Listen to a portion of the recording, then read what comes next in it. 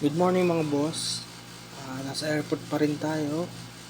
Another day, another shipping na naman tayo. Pinapakita ko lang sa inyo yung mga manok na papunta sa Cebu.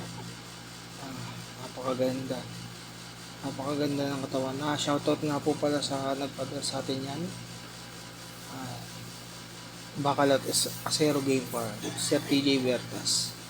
Ayun na yung manok. Napakaganda itong mga manok na ito.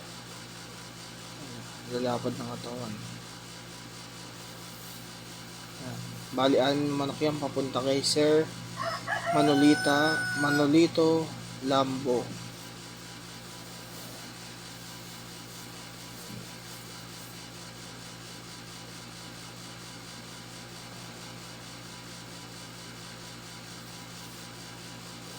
Wala tayong tiga video ngayon kaya medyo sariling sikap na